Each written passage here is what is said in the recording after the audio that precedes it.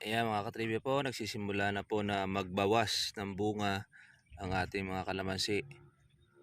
At di naman po imposible na magbawas po siya dahil sa dami naman po ng mga buko ng ating kalamansi na kailangan ibawas niya yung iba. Tingnan naman po ninyo, napakarami po niyan.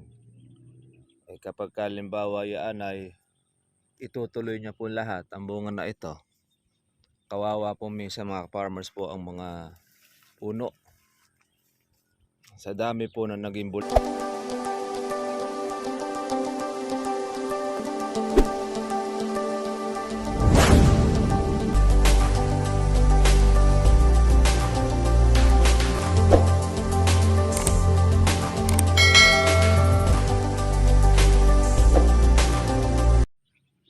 Ayan mga katribya po, nagsisimula na po na magbawas ng bunga ang ating mga kalamansi. At di naman po imposible na magbawas po siya dahil sa dami naman po ng mga buko ng ating kalamansi na kailangan ibawas niya yung iba. Tingnan naman po ninyo, napakarami po niyan. Kapag kalimbawa yan ay itutuloy niya po lahat ang bunga na ito, kawawa po minsan mga farmers po ang mga puno.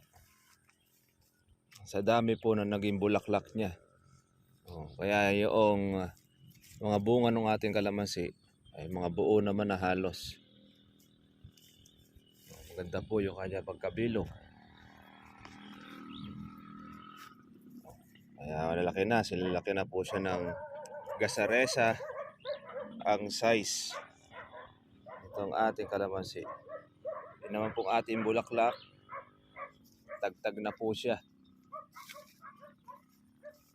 Ayan, no? Napakakapal niyan. Pati naman po yung ating pangkatapusan ay lumalaki na rin. Meron naman po tayong mahahalaw dito sa ating farm. Ayan, ganyan po ang ating kalamansi. Napakasipag lang kanyang pamumunga, lalo na pagka yan, ganyan yung panahon ng bungahan. Ayan, malaki-laki na po mga ka-farmers. Yung pong mga maliliit na mga bunga, ayan, yung mga mahihina, malaglag na po siya. At ang matitira po dyan yung pong mga malalakas.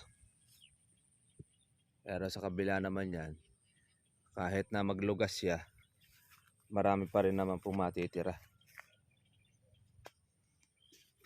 Sa mga farmers, mayroong nagtatanong po sa atin bakit daw ang kanyang bunga ay naglalagas o nalalaglag.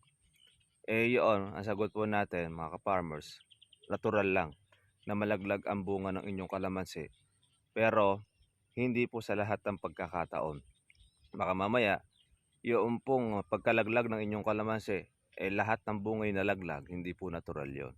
Pero po yung magbawas ng kanya pong mga bunga, yung mga maliliit po na yan, tsaka po yung mga merong may sira, natural lang yon na malaglag, malagas. Pero pagka lahat ng bunga ay nalaglag at wala kang makitang buo, kundi bagkos mga sira na po halos lahat, hindi na po normal yun. Ang isang problema po doon mga ka-farmers ay meron siyang sira at napabayaan, hindi na spray. Ganyan po ang kalamansi. Pero pag halimbawa mga ka-farmers, ang kalamansi ninyo ay makapit ang bunga, ibig sabihin po niyan, ayos po yung ating abonong ginamit. Hiyang. Dahil makapal po siya.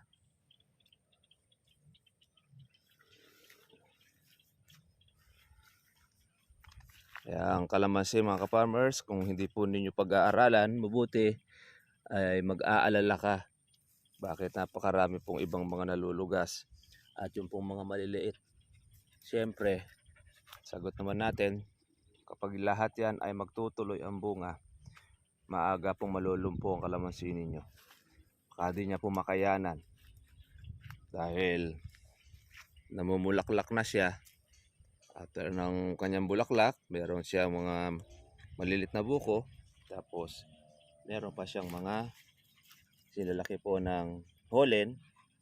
At meron rin po siyang gasaresa. Sunod-sunod yan. Wow. Aabutin na po ng October ito. Yung ating po mga gasaresa. Pero September ay malalaki na rin yan. Halos talagang pitasin na siya pagka September. Yan kasi po yung bunga ng panahon. Pero dahil po sa magiging mababa ang presyo ng September, po pwede na rin po nating paabutin ng October. Kapag hindi pa po siya dihado. Pero kung makikita natin mga ka-farmers na magiging dihado ang inyong kalamansi at marami na po na ibig-ibig na pong dumilaw, kahit sa magkano pong presyo, ibigay nyo na kung magtatagal po ang taas ng presyo. Yan. Para hindi po masaktan ang kalamansi po ninyo, hindi po agad-agad ay tumanda.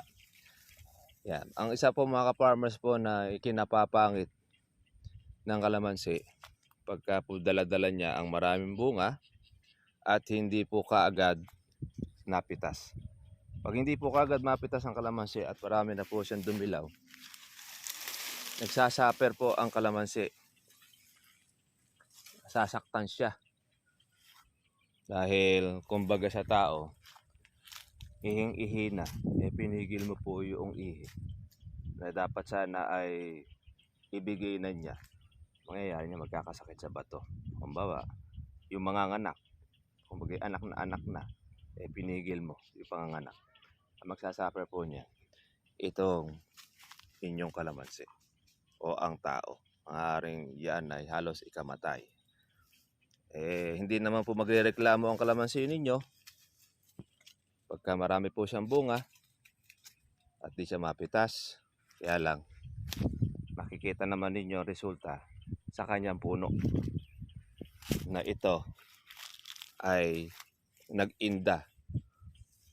Bukod doon sa araw, nag-inda siya sa maraming bunga dahil hindi agad napitas. Kaya tinanin niyo mga ka-farmers, napakarami po ng mga maliliit. Marami po ng mga buko. Kaya kahit magkano po ang maging presyo ng kalamansi, pasok pa rin. Dahil wala tayo masyadong alaga rito sa mga bunga na yan. Hindi na tayo masyadong gumasas kundi po yung pataba na lang. Tsaka yung ating herbicide po sa ilalim. Ito po yung mga mahihina pong buko. Yan. Yung madidilaw. Kaya maglulugas po. Maglulugas siya. Magbabawas. Sa dami naman na yan. Pag halimbawa yan ay tumuloy, kaawa-awa ng kalamansi natin. Kaya pagka po ang kalamansi, mayroon siyang mga pitasin, kailangan na po natin din kunin para makatulong. Matulungan siya. Ayan. Isa-size. Mga gasaresa na. Nakikita na mga ka-farmers. Yung pong mga maliliit nating mga bungahan. Kahit na ito, nalililiman po ng paper tree. Yan. Sa panahon ng tagbunga ng kalamansi, hindi napigilan ng kanyang katawan, nagbunga rin. Dahil doon sa lilim. Kasi kalaban po niya ang paper tree. Kaya pagkabunga ng panahon, wala pong problema. Hindi na po natin ito inaalagaan. Sa damo na lang po tayo tumututok. At siyempre, yung konting pataba na lang din halos. Pag napitas na po itong makapal na yan, saka muli tayo maglalagay ulit ng panibago pong pataba. Para pampabunga naman natin, para makarecover. tatanggal din tayo ng ating sangang tuyo.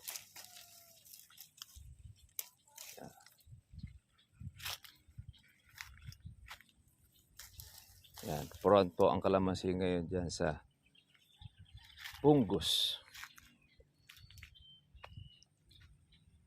So, di pa po dumarating yung ating mag-araro. Pwede na natin itong paararuhan para makapagpasimula na po tayo ng ating tanim. At medyo gumaganda na rin po ang panahon. Ngayon po mga farmers po, yung update po natin yung ating kalamansi. Hindi po tayo nakalusong pero sila nanay yung nakalusong po doon. Pumita sila ngayon. Sa 25 red bag.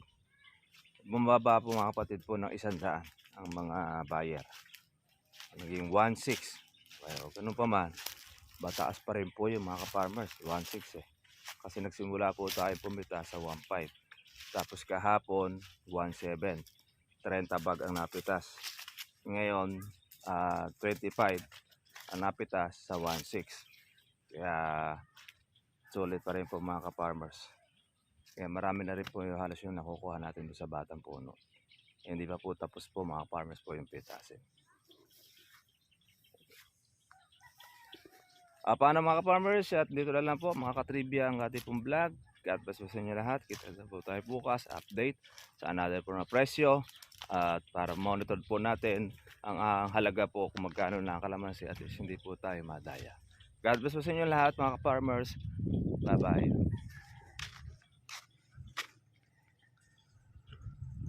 Ito. Dumating na mga farmers po yung ating pong bula. Sili.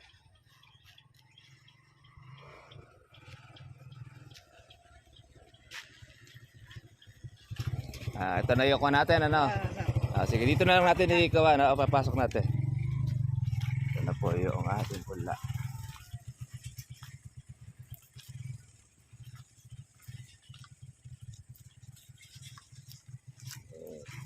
Ang kanilang pwesto ay sa Sapang.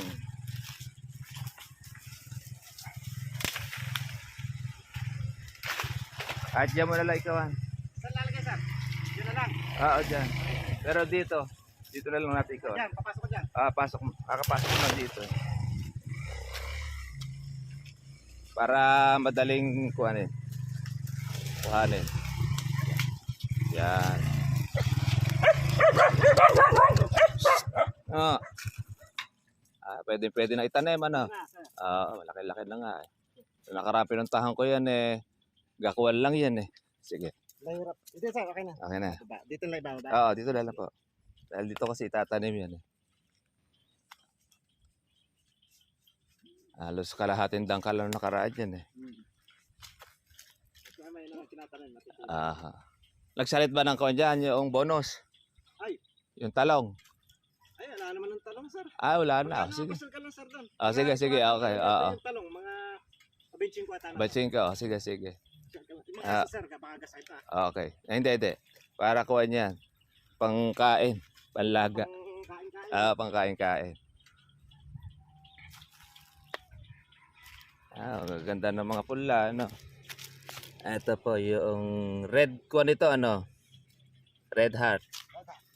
Red heart yung pepper. Yan yung, ano yan? Yung mga, yung click na kuha ngayon, ano. Lalabuyo. Nakakarga dito kanina yung mga bata. Ngayon, nung malaman ko na yung papalayan, dapat nga po ibigay nyo yung talagang yung order niya. Tama po yun. Kasi Hindi-reserve po natin. Opo. Tsaka yung pong laki. Laki, di ba? Oo. Kaya ibinaba ko yung nakakarga rito na buti naman po at nakuha ninyo. Kasi sabi ko, masasayang yung deliver ko. At saka hindi, yan po talaga yung tinurot. Binayaran na po natin yan eh. Bayad na eh. Opo, buti sana kung hindi tayo nagbayad, okay lang. Maagad. Pag yan na ako binyahe ko ron at inayawan niya, di mapapagod. Ay, totoo po yun. Sabi ko. Kahirap rin po ka mabagsahalin-salin dyan eh. Silid-silid eh. Kaya ngayon, may order nito, 110 lang. Sana hindi mababawasan eh. Yun ko na. Yun na Opo, huwag ka mababawasan kamit dahil dito na nga pinatelang yung damo para maitanim. Kaya yung nag-order tayo ng mas maaga para tanimin na pagka i-deliver. Matibay na yung pula. Opo.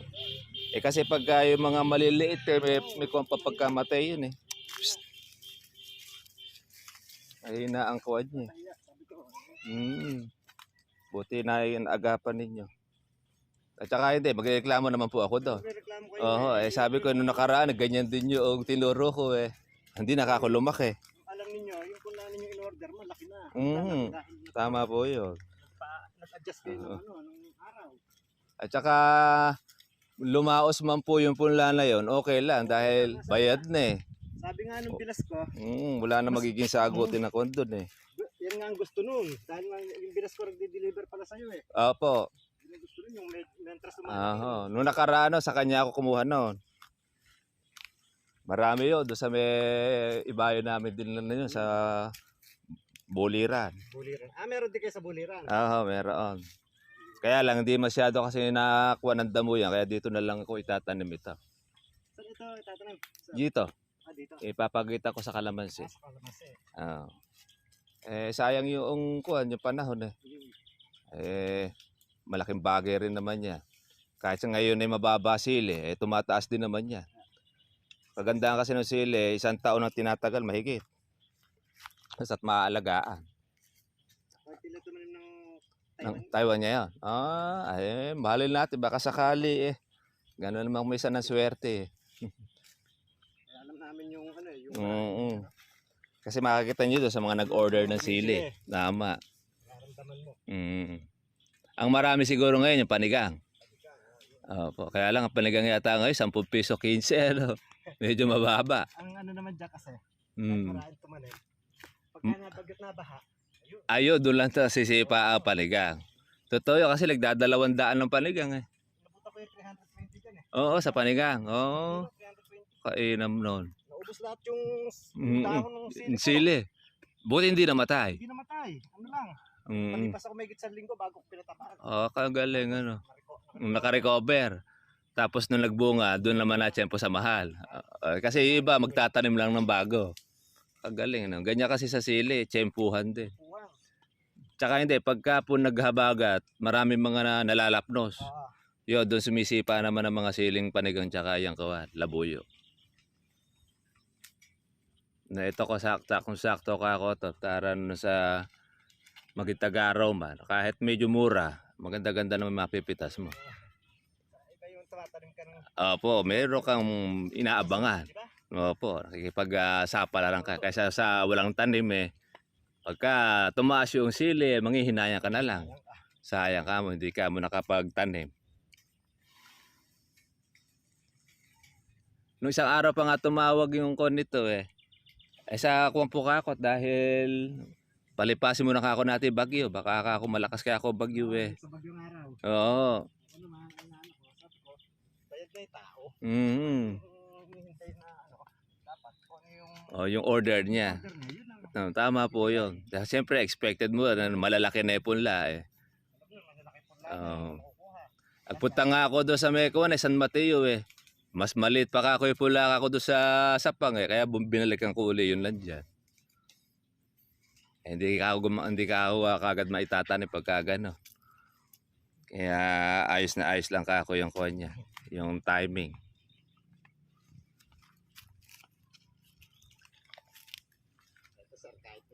Hindi ako nakapagdala ng dagdag. Okay lang. Maganda naman kasi malalaki. Tsaka madali naman pumunta doon sa inyo doon eh. Ay, nadadaanan ko lang naman yung pagkapunta ko ng Hain eh. Hindi kagaya no, sa San Mateo, sasadyain mo talaga. Sasadyain mo pwede. Oo, tsaka malayo. Malayo yung San Mateo. Pampanga na halos yan.